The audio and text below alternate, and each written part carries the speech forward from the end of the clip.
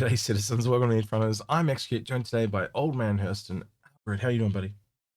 Yeah, fairly well, considering it's a stinky hot day today. But yeah, doing good. You excited for AIE? We're down to less than 5 days now. Less than 5 sleeps. No, my sleep patterns are going to get ruined.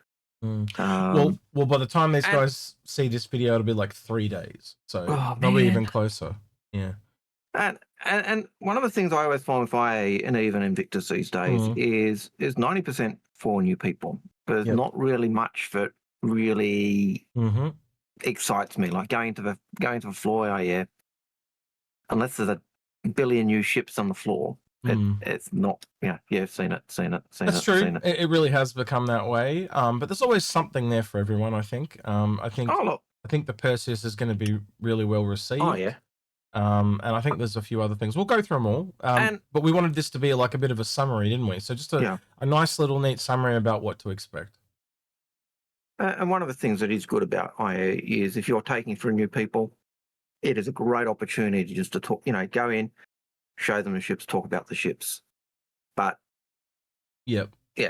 I know we all kind of don't enjoy the free flies because the surface can be a little bit, but realistically, it is the best time to bring a new person in, especially you've got a new little starter there they can pick up that usually comes with a really good package.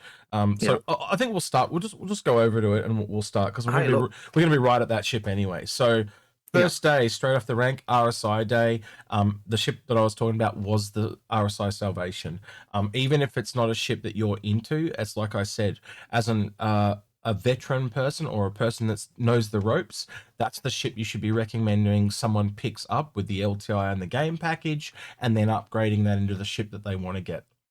That's absolutely. Yeah.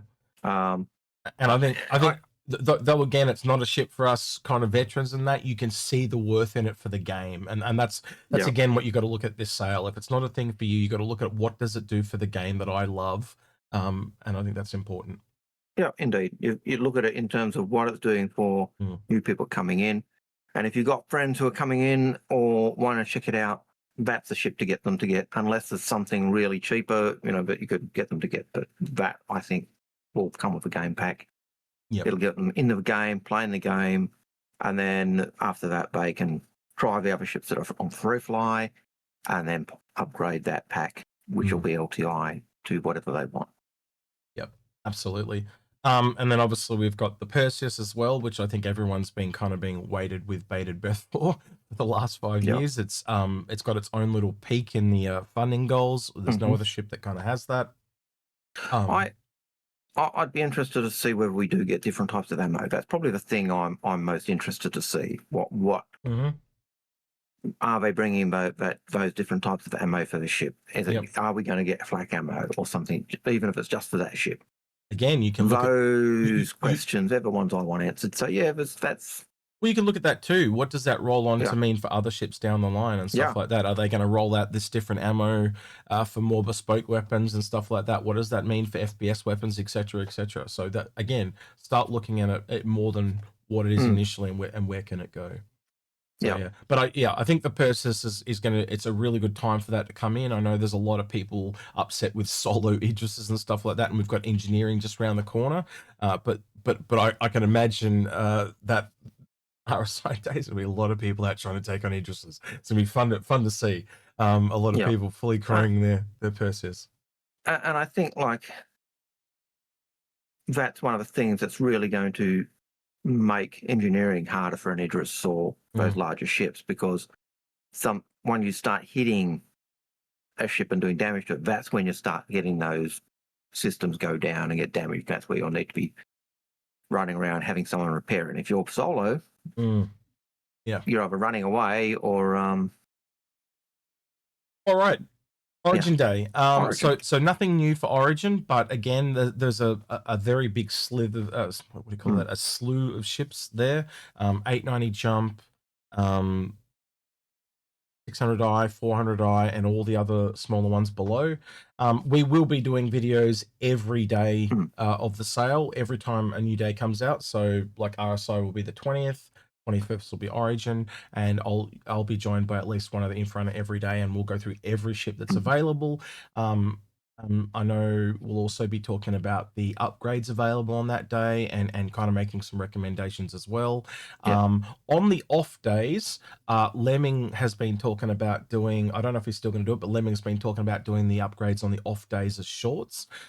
So we're going to look into that as well. But if not, we'll probably do a community post on the YouTube channel Yeah. or something to that effect. And as always, you can jump on the Discord, and there is an entire channel, CCU helpers. Those Indeed. people have been vetted by Algared and myself and other mods and stuff like that, people that we trust, that these people know what they're talking about, and they will advise you if you have any questions and stuff Yeah, like that. I believe so it's a huge community effect. they're tagged as It's a crucibles, aren't they?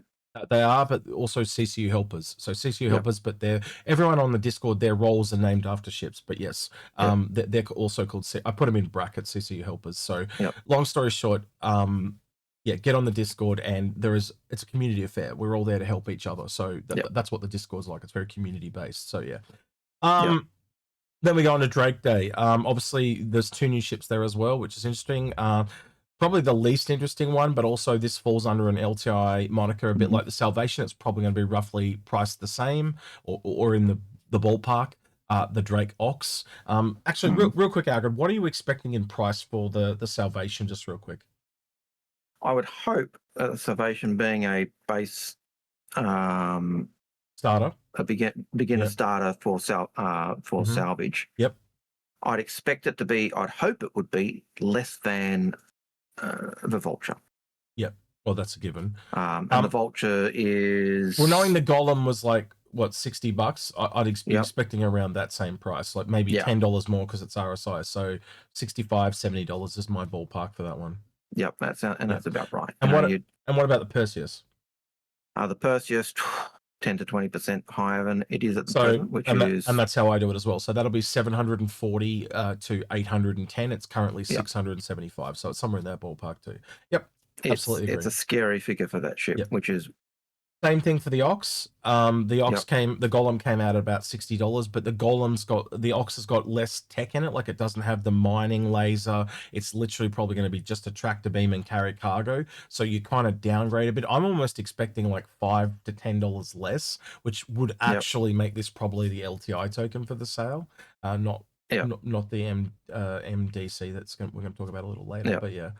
And I suppose if you've got a friend who, like, we said the Salvation's a good starter ship. The Ox is probably the other alternative. So you're either, people like, but the dirty and rough, they could go Drake. If I like more refined, they could go RSI. You're probably going to get a game package around the Salvation and the Ox, but you might not get one around the MDC because it's a vehicle. But I think either of those, if you're unsure on RSI day, you've only got to wait 2 days. And yes, the Salvation should be available all the time because it's a new ship, but the other RSI ships won't. So again, you can always wait to the finale where everything's available again there for almost 4 days, 4 or 5 days. So you can just if it doesn't come up, patience is literally a virtue in this sale. So just remember that it's there and pick up the package, and then when the final day comes, get them their CCUs or their upgrades. Well, again, you got to give them. They can still get in game. They can still use their Salvation or their Ox. They've just got to wait to get the ship they want on the finale. Yep, and as you said, like those Salvation and Ox, they're new ships. They're usually on sale or available for a month after they come out. Yep. And so they'll be there on their initial release availability for that time, which means for the whole of IAE, the Salvation will be there and for basically everything bar 2 days. Yep. The Ox will be there as well, and that gives you time to have a look at both of them. I'll probably take them all off. I'll probably take them all off at the same time. I somehow think like it'll just be easier rather than having every couple of days they're going to drop one off. They'll probably just wait a month from the end of the show. I think that's what they'll probably do. That's usually what they do. Yeah. All right, so moving on to Alien Day, there's a whole slew of ships there. I'm not going to go through every single. Oh, actually, we missed the Clipper. I'm an idiot. The Drake Clipper. There's a lot of rumors about what the ship is going to be. I've been calling it the Flappy Builder all year. I'm just going to be happy to get it out of my head. I have to kind of think it's a medium ship. We kind of look at the Cutlass Black at 110.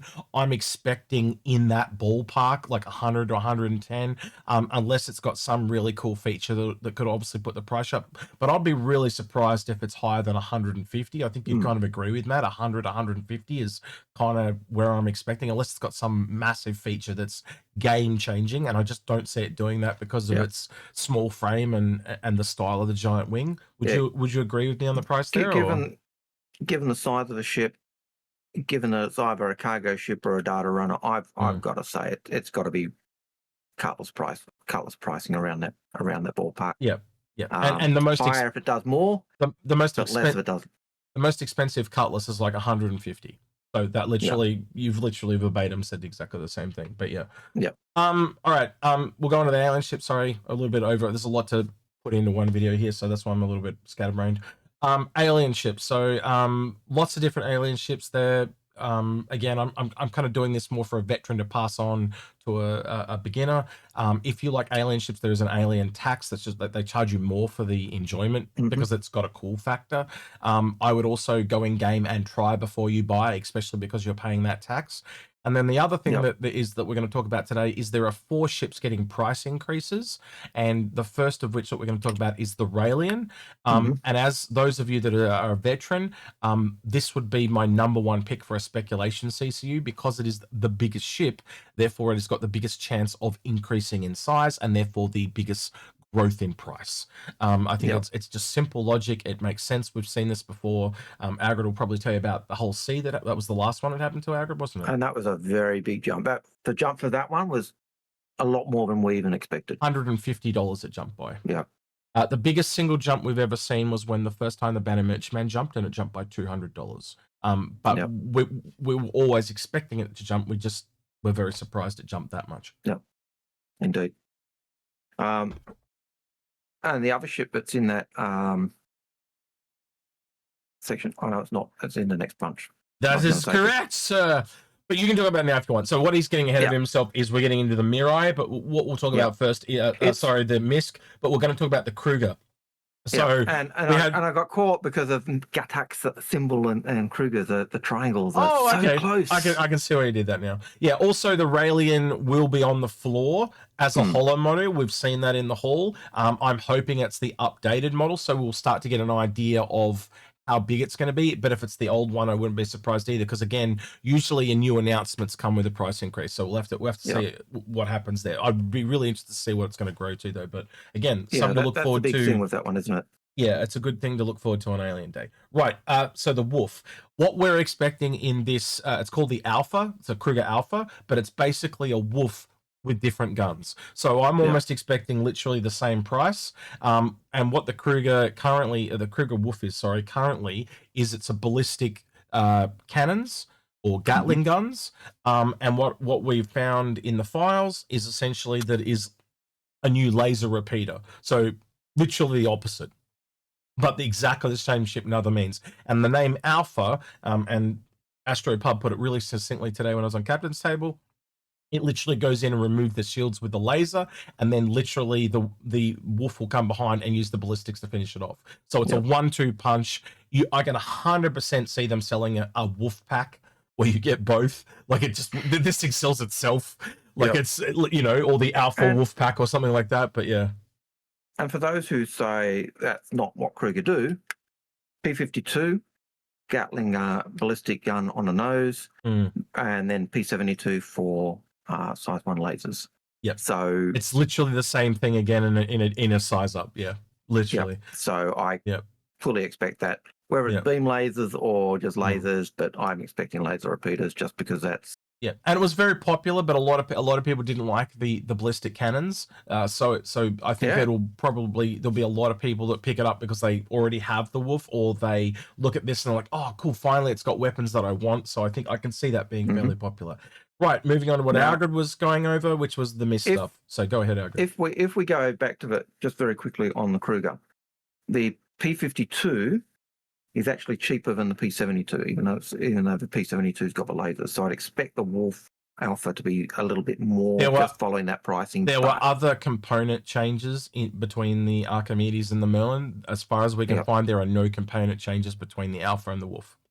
And so that's why I think they're going to be exactly the same. But we'll see. I wouldn't be surprised if it was a little bit extra as well. There are other people that have been... I know Grim Starjump, he thinks that it's going to be like $5, $10 extra as well. So again, just look at the ballpark of the other price. Somewhere in that ballpark, but yeah. Right. MISC, Algared, the two ships. MISC. So MISC, we've got probably the biggest thing that's there is two of the other ships that are getting a price increase are the Hull A and the Hull B. Hull B is getting a rework, so that kind of works with the reconcept. That kind of makes sense. The Hull A is a surprise, and we think that's just making room for the Ox and other ships. It probably also it might even affect the Clipper as well. Like so again, it's $90 currently. I would expect that to probably, like, put it this way, the Spirit's 125 and it carries half the cargo, but it's also faster and it's got more components and it's a physically larger ship. So I would not expect it to go past the Spirit, but I would expect it. And again, like I'm thinking maybe Cutlass, so like 110, so it's like a $20 increase. Again, you go look at the Hull B, it's currently $140, but with the rework, there's another. The last ship we're going to talk about today is the Raft, but I'm almost expecting them all to kind of jump up one run to the price of the other one. So I'm actually expecting the Raft to go to 140 from 125, and I'm kind of expecting this to go to like 170, 175. So it's like a $20 to $30 jump for each of them, and they're all kind of just going one run up the ladder. And that makes sense certainly for the cargo, because we do have both. Possibly the Clipper and the Ox coming in. Which are. It's muddying the down the bottom. It's muddying the lineup, so they need to move them up a bit, because it just makes people just go, oh, the Hull A, oh, Ox, why the hell wouldn't I get this? It's so much cheaper. And we've been saying that for years anyway. The Hull A has been very tangible for a really long time, and so you can see why it's going up. It's just making more room in that lineup because it's too cluttered. Right, Anvil Aerospace, heaps of military ships. It'll be a very popular day with all that. They've found the F8 in the files. It's pretty much guaranteed to be for sale again. They've even got an exclusive skin for it that's going to retroactively apply to anyone that got a golden ticket or anyone that earns Wing Commander. So don't worry if you've already done that. I know I've got the golden ticket. I know Argo's got the golden ticket. Almost everyone got the golden ticket. So even if you've got an F8 and buyback, you will retroactively get that skin. So it's not something you got to worry about. It's just something cool to look forward to. If you've got the Concierge F8, again, anyone with an F8 gets it basically. So that's it. And that the fact that everyone with an F8 is getting that skin, that almost is like 100% guaranteed the F8 is going to be on sale. And the Paladin will be able to be kind of, I think there'll be a few people that'll pick up some of those as well. And there's lots of good military ships in there, so a really good, strong military day. All right, on to Argo. I don't think we really need to mention the Raft again. We kind of mentioned it back here with the whole ANC, so we'll kind of just go over that real quick. Again, Raft 125. I'm kind of expecting it to jump to about 140. Is that kind of what you're thinking as well, Algared? I'd hope it doesn't jump too much, but it needs to go. I think based on how good it ended up showing itself to be in one of the last missions, the fact that it's quite it's just very easy to use solo. All of those aspects just say it's valid to go up. All right, Graycat. We had the MTC come out at Invictus. It was an armored transport that had 2 heavy armor suits and weapons rack and 2. Apologies for the call. My girlfriend's calling me in the middle of the show. She's terrible. She's doing that anyway. Long story short, they've removed what I'm expecting is like an AA variant of the Cyclone, and so essentially you'll lose those 2 armored suits. And if you kind of look at the Graycat side on, there are photos on the wiki. If you type in MTC wiki Star Citizen, you'll get a series of images that come up on that page, and one of them is its side on, and you can clearly see this hard line. And so essentially, if you imagine that folding back, and then it can fire some missiles out of it. So if you kind of look at what we've got the Cyclone that is uncovered and fast. Then you've got the G12 that is closed cab and fast, but it's got no armor. This is a lot slower, but it's armored and it fires missiles. So you've got literally every ground vehicle covered in that grid. You can now see what the grid is for ground vehicles. It's essentially open and super fast. In the middle is closed and no armor, and then you've got closed and armor at the very end. So that's their weaknesses and strengths. Right. So I'm not again. That could also turn out to be the LTI token. It's a fight for LTI tokens this year. I don't know who's going to win, but we've never eaten so well with LTI tokens. That also, as you would agree with me, most likely won't come with a package. So if you're a veteran, that may be the one you want to grab because it'll be a bit cheaper because it won't have the package. I tend to think that the little solo ship without a pack, that's usually the veterans LTI. Yep. For new people who want to get in but know they or believe they're possibly going to want to buy a bigger ship later on, those starter ships with LTI are the way to go. Or veterans that know that they're friends that may want to get into the game in the next 12. Absolutely. You know, so you don't have to wait to the next sale, you know, pick up something like, because again, we don't get a new starter all the time. We were very lucky this year. We got the Golem just before Invictus. But usually this is where you've got to wait 12 months to get another starter pack. It's kind of annoying. Look, I think, and this is going to possibly sound horrid, but if you're looking for Christmas present for your mates and they're interested in Star Citizen, it's a good one. A starter pack is the way to go. Yep. Let them start at the bottom and work their way up. Yep. But you know, it gives them a game pack, gives them LTI if they expand it further on. And it just and because those start the salvage and the ox are two different game loops, you're going to be able to, you know, tailor that starter ship to what they like to do. So I think it's great. Crusader, moving on. Tumbrel, Nova, Cyclone, all those kind of vehicles not that interesting. Crusader, you know, Hercules, Spirit, Intrepid, Genesis Starliner. There's a lot of good ships in there again. Again, we'll be going through all of these in detail on each day. Then we go on to Aegis. Right. And this is the outlier. So if you haven't noticed, we did talk about this last week, but every second day there's something happening. RSI, Drake, Krueger, Graycat, and now we're under Aegis. So I don't know what it's going to be, but I'm expecting something here. No idea what it is, but they always do things in patterns. And if this just happens to be nothing, well, then it's nothing. And cool. That was a surprise. I was lied to. But yeah, I don't know what I'm to expect there, but we'll wait and see.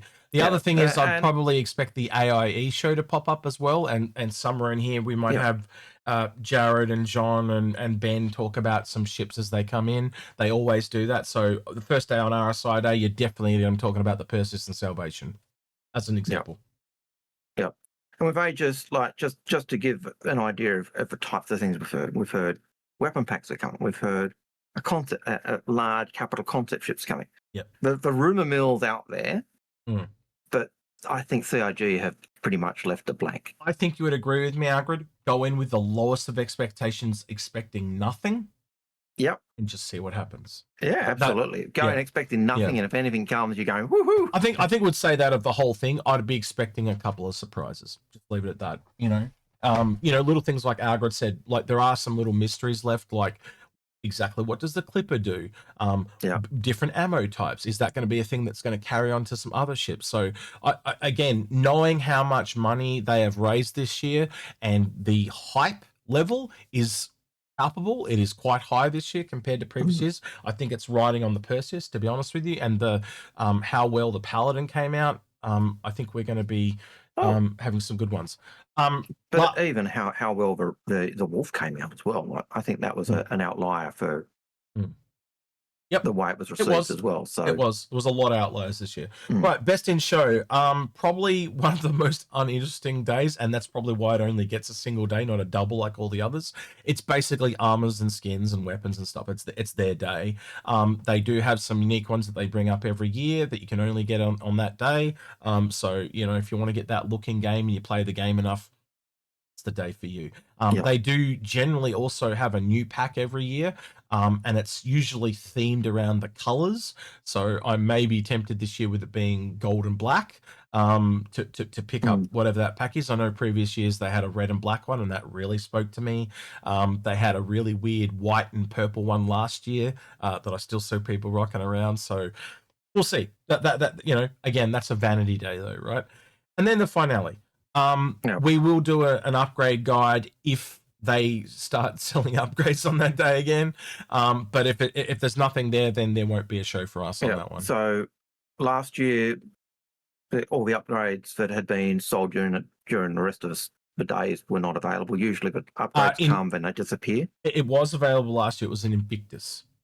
Invictus is where Invictus, yeah. So whoever there was a new what do you call it? A new marketing person started in January, and they have changed the way things have done, as every new person tends to do. And they just didn't add Invictus when it came to the finale. There was just no upgrades. They were just all gone, and it was like, what's going on? Like, it was really weird. So yeah. So whether they continue with that or whether they put all the upgrades back, that's what we don't know yet. But yeah, it does make it certainly makes buying upgrades to build chains a bit harder, but yeah. Well, you can still do them, but now it's going to be a lot slower, and definitely, I think you'd agree with me, the discounts have dropped. They've gone back to around 10%, which is literally in line with the packs. This is why I always said packs were never as good as value. Well, clearly they've changed their tune. Well, they've listened to you. Well, listened to you. Or they've just looked at the data. I got no idea. I don't feel they listen to me. They just got me marked down as a crazy person. I feel that way anyway. But yeah, so we'll see how that all kind of shakes out. Algared, comments. Again, I hope this has been a helpful little video for everyone. We tried to make it as succinct as possible. Had to rein ourselves in, but we obviously went a little bit all over. But we tried and failed. But we tried. That's the main thing. We live and learn. Yeah. So, what would you like to hear for comments below? I think for me, it's simply, is there any, you're hoping for some surprises? Again, going with low expectations, you'll never have them. They'll always beat them. That's kind of how I go in. So yeah. I suppose, what surprises are you hoping for? What are you hoping for with Perseus? What are you hoping for with the Ox, Clipper, any of the Salvation ships? Yeah. How do you think the Wolf will go? Like, I think the Wolf for me is one of the ships that I will probably guarantee to pick up, because Krueger has always been one of my favorites. Did you? And you got one of the other ones too, didn't you? I did. It was one of the few ships I've bought this year. Okay. So yeah. Okay. And I CCU'd to it as well. So I actually CCU'd a P-52 that I had into the Krueger Wolf. Oh, okay. The last thing I want to talk about is they just very, very quickly, they also did release like these little mini podcast things. So if they don't do an AIE show like they did last year, they'll probably do it through this podcast. And you can see the episodes there on, they called it Talking Shop. I really feel that was like a dig at a few of the community people, because there's a lot of us that call our shows like Talking Ship. And so they've called it Talking Shop. And they kind of have a little spiff at the start, so I thought that was kind of cool. But yeah, so there's 3 episodes there. That is very much in line with the IAE show at last year. So I think that it's they've gone to an audio format because it's just easier to do. So it lowers the production values. Like I've been saying for years, lower the production values and just give us the information. So yeah, it's less work so they can do what's been doing other stuff. So yeah, exactly.